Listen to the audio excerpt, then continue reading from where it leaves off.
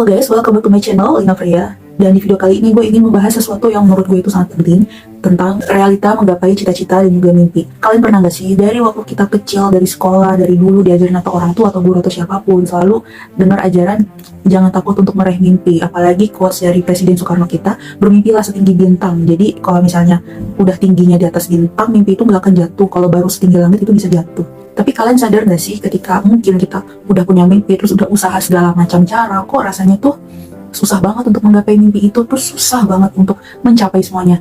Beberapa hari yang lalu gue baru nonton video dari 1% yang menceritakan tentang realita meraih mimpi dan juga bagaimana usaha, bahkan disaranin untuk berhenti mengejar mimpi.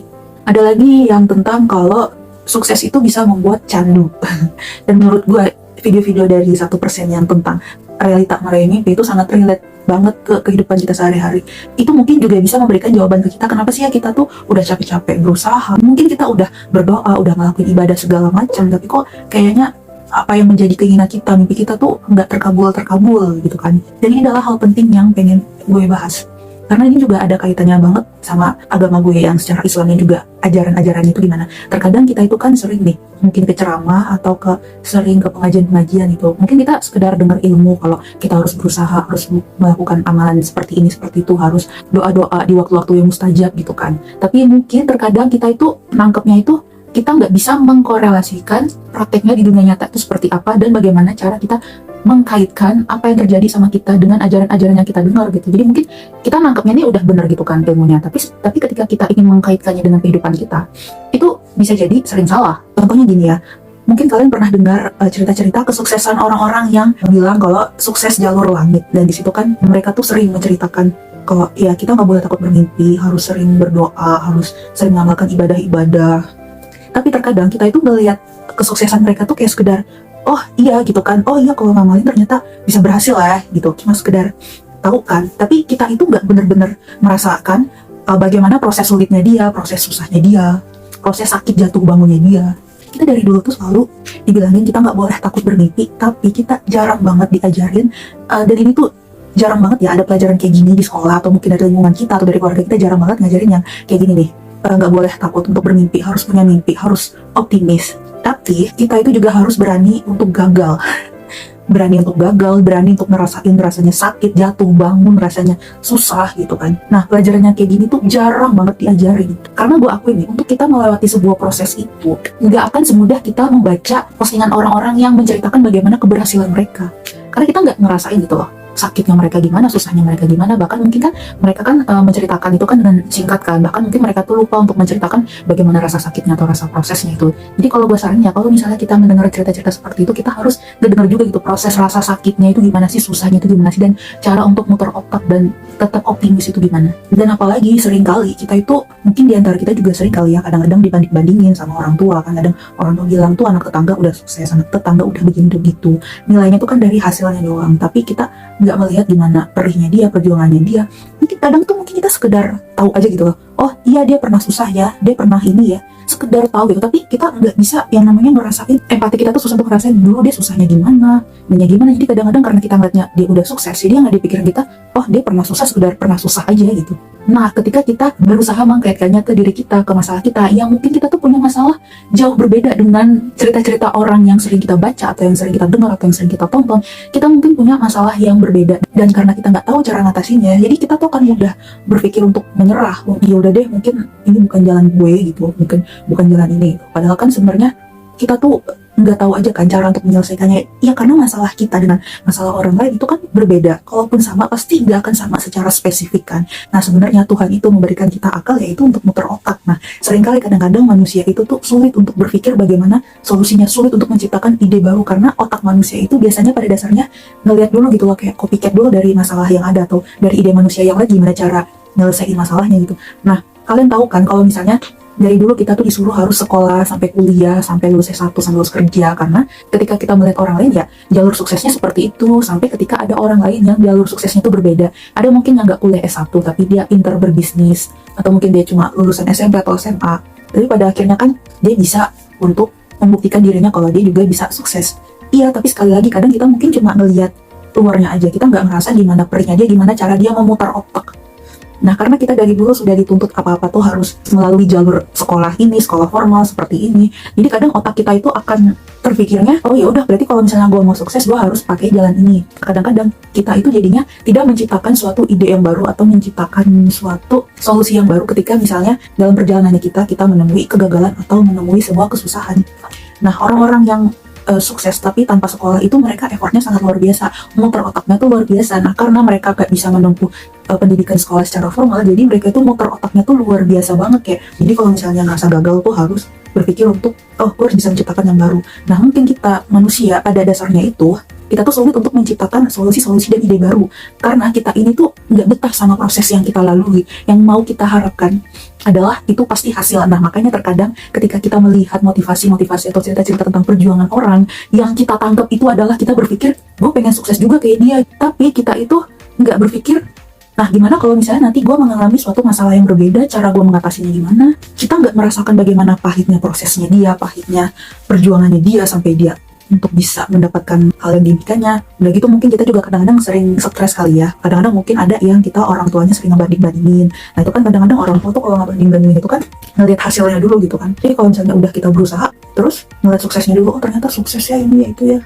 Nah contoh lain lagi ya, ketika misalnya kita pengen jadi content creator atau pengen jadi YouTuber, ketika kita melihat YouTuber-YouTuber yang udah sukses gitu, terus kita jadi berpikir, gue pengen deh sukses juga kayak dia. Nah sebelum adanya YouTuber-YouTuber yang sukses itu, pernah gak sih kita tuh terpikir kalau misalnya gue main YouTube ini bisa sukses nggak ya, bisa dapat duit nggak ya? Nah pasti di antara kita tuh nggak ada yang berpikir seperti itu sampai adanya YouTuber-YouTuber yang sukses mendapatkan uang dari YouTube. Kalau kita berpikir, nah kenapa sih ada YouTuber yang tiba-tiba tuh sukses, atau mungkin kayak TikTokers atau selebgram tiba-tiba tuh mereka tuh bisa sukses? Mungkin mereka pada dasarnya juga kan nggak kepikiran kalau hal seperti itu bisa mendapatkan uang atau mendapatkan kesuksesan. Mereka itu hanya keep doing aja, melakukan hal-hal yang terbaik dan menjalani proses. Dan karena tiba-tiba mendapatkan hasil yang bagus, hasil yang terkenal, akhirnya semua orang tuh jadi terinspirasi. Tapi ternyata setelah kita melalui kayak berusaha pengen jadi YouTuber atau pengen jadi content creator, kok kita malah nggak bisa sesukses mereka ya? Nah, karena mungkin di dalam otak kita, di dalam mindset kita adalah berpikir ya, gue harus berhasil, gue harus sukses. Padahal mungkin ya, orang yang benar-benar sukses itu, orang yang benar-benar mendapatkan sebuah keberhasilan, bisa aja mereka sebenarnya nggak mengharapkan hasil yang mereka mau loh. Mereka hanya berpikir, kayak gue harus melakukan yang terbaik aja, apapun hasilnya. Nah, makanya di video-video 1% itu gue lihat, itu pembahasannya tuh sangat ringan dan sangat bagus banget. Mungkin selama ini yang bikin kita itu gagal gitu, padahal kita udah mencoba jalur langit, coba doa ini, doa itu, karena kita memang mengharapkan hasil yang kita harapkan gitu. Daripada kita tuh hanya berpikir, yaudah gue akan ngelakuin yang terbaik gitu. Nah, ketika kita berpikir kita, oke, misalnya gue memutuskan jadi content creator, ya udah gue terus melakukan hal yang terbaik aja. Karena mungkin menurut gue ya, semisal kita jadi content creator atau jadi tiktoker, video-video kita tiba-tiba viral, banyak yang nonton, bisa dibilang itu untung-untungan algoritma aja. Yang terpenting ya gimana kita keep doing dan kita tuh tetap berusaha. Dalam Islam sendiri itu kan sebenarnya kan emang ada, menurut gue tuh ada banyak ilmu ya kalau misalnya kita ingin meraih kesuksesan. Yang pertama itu memang kita itu selalu diajarin jangan menyerah, harus selalu berusaha, terus banyakin berdoa melalui jalur langit biar kita bisa mendapatkan apa yang kita inginkan, dan diajarin tuh harus yakin banget doanya kan. Tapi dalam Islam itu ada ajaran juga yang mengajarkan kita harus tawakal, harus qanaah, harus bisa menerima apapun keadaan kita. Ya contohnya dengan kita yang takdirnya berbeda. Mungkin ada orang yang dikasih privilege yang bagus sehingga dia bisa menjalankan hal-hal yang besar. Tapi ada orang yang dari lahir dikasih privilege yang kurang bagus atau tidak mendapatkan privilege. Nah di situ juga Islam mengajarkan ya kita tuh harus tawakal, qanaah, dan kita pertama menerima takdir dulu kan.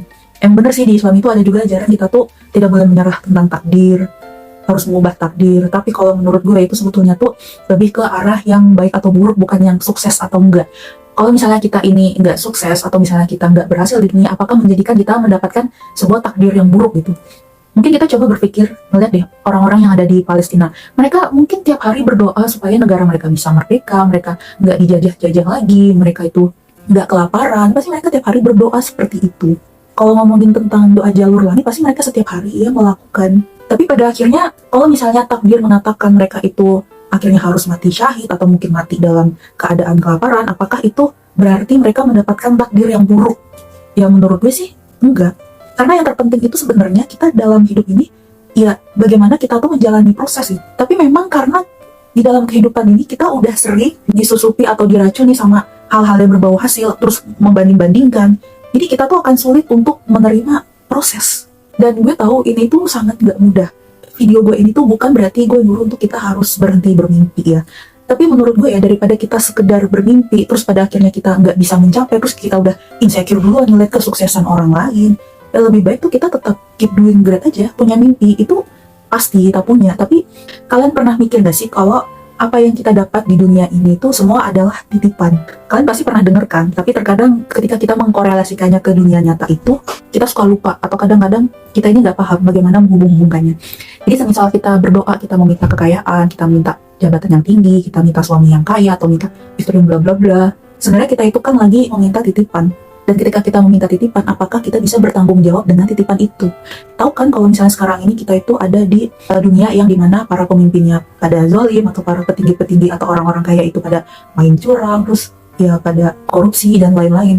Ya karena mereka itu udah dikasih titipan, dikasih amanah, dikasih tanggung jawab, dan mereka tuh menyalahi sebuah tanggung jawab itu. Nah ketika kita meminta sama Allah, kita minta dikasih jabatan, atau kita minta status duniawi kita yang tinggi, misal kita udah lulus kuliah S1 terus kita minta sama Allah pengen S2, sebenarnya kita tuh lagi meminta titipan lagi.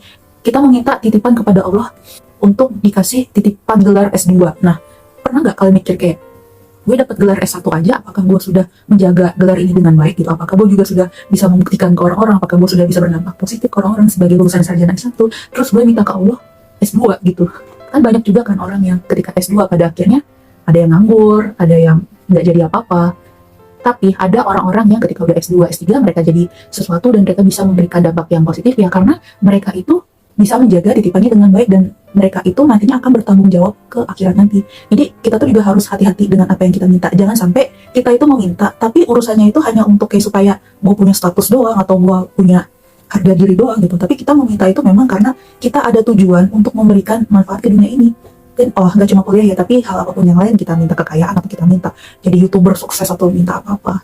Jadi kita tuh harus bertanggung jawab dengan apa yang kita minta. Jadi pesan gue adalah kita jangan sampai gampang iri ke orang lain, tapi kita tuh nggak punya alasan yang logis atau alasan yang mengharuskan kita untuk iri. Jangan sampai kita sekedar iri tapi kita irinya nggak berfaedah. Misalnya boleh nggak apa-apa kita iri sama orang yang lebih sukses daripada kita, tapi irinya itu harus yang juga memacu semangat kita untuk gue pasti bisa gitu. Jangan sampai kamu itu merasa iri, tapi ketika lagi menjalani proses pahitnya, perjuangannya, jatuh bangunnya itu udah ngeluh. Dan gak berusaha berpikir bagaimana memutarbalikkan otak kita untuk bisa memunculkan ide-ide yang di luar kotak atau yang di luar biasanya. Daripada sekedar punya mimpi, lebih baik apa yang bisa kita lakuin sekarang, kita berusaha untuk doing great. Dan ketika kita melakukan perencanaan, coba untuk mengatur perencanaan yang singkat-singkat dulu. Karena perencanaan yang singkat-singkat aja, misalnya kita nggak bisa menjadwalkan dengan baik, nah gimana dengan rencana masa depan yang jatuhnya tuh kita jadinya cuma mimpi doang. Iya, gue sih di sini bukannya mau menyuruh untuk menyerah atau bilang pesimis atau gimana, lebih baik kita nggak usah bermimpi. Sebenarnya bukan mau nyuruh untuk pesimis ya, tapi semisal lu itu adalah orang yang masih sering emosional, masih sering emosi karena hal-hal kecil, lu masih sering emosi ketika gacha lu ampas ketika main game, tiap hari lu kegiatannya masih mager, cuma nonton atau nge-scroll TikTok doang, belum bisa ngerasain perihnya atau sakitnya jatuh bangun, ya lebih baik nggak usah bermimpi terlalu jauh dulu, tidak usah banyak berharap. Karena ketika lu pengen bisa berusaha sukses jalur langit, ketika lu udah berusaha mengamalkan amalan-amalan sunnah kayak bangun malam, baca itu, Allah itu nggak semata-mata ngasih lu tuh nurunin jalan terus ini udah tinggal jalan doang tuh, nggak kayak gitu. Yang bakalan dikasih itu adalah kadang batu dulu, kadang hujan, kadang badai, kadang petir, malah kadang tuh pahit banget, malah kadang kita tuh dibikin hopeless dulu atau menyerah dulu. Di jalan tiap orang sih pasti memang beda-beda gimana cara Allah ngasihnya. Ada yang memang dikasih jalan gampang di dunia, tapi kita nggak tahu di akhiratnya nanti jalannya bakal kayak gimana. Jadi daripada kita tuh cuma sekedar punya mimpi, ya lebih baik kita berusaha keep doing great aja. Kalau misalnya sekarang kita pengen belajar jadi content creator, atau kita pengen belajar jualan, belajar ini, belajar itu, ya udah tetap dilakuin aja. Mengharapkan hasil itu ya pasti, tapi memang prosesnya itu sangat panjang. Dan ketika melalui proses yang sangat panjang, kita jangan dulu terbuai sama kesuksesan orang lain, atau jangan terbuai dulu sampai kayak ngebayang-bayangin atau ngehalu gitu. Ya mungkin nggak apa-apa sih kalau misalnya kita ngehalu tuh sekedar kayak mungkin biar kita agak semangat aja, tapi jangan sampai terlalu larut. Hal ini juga yang berusaha gue terapkan ketika gue membangun channel yang gue mau dapetin 1000 subscriber aja susahnya minta ampun. Tapi gue juga berusaha untuk gak mau beli subscriber, atau gue ngebangun sosmed yang lain Itu selalu yang berusaha gue terapinnya. Kadang-kadang gue emang udah ngiri duluan sama yang followersnya banyak atau yang subscribe-nya banyak, bisa dapat endorse yang lain yang ini tuh. Mungkin jalan mereka itu lebih dimulusin, tapi terkadang gue selalu melihat beberapa faktor yang membuat mereka jalannya lebih mulus. Ada mungkin yang kadang-kadang gue melihatnya yang emang dia bener-bener berusaha banget, jatuh bangun, susah banget. Tapi ada yang memang sekedar dimulusin itu ya karena faktor duniawi lah, yang menurut gue nggak pantas ngiriin hal itu. Oke, sekian dari video gue, semoga bermanfaat buat kita semua. Dan kalau misalnya kalian ngerasa video gue bermanfaat, silahkan di like dan juga di share. Kalau kalian pernah punya pengalaman tentang kegagalan dalam berproses, atau sekarang lagi ngerasain jatuh bangun, lagi ngerasain badai, boleh tulis komen di bawah. Oke, terima kasih.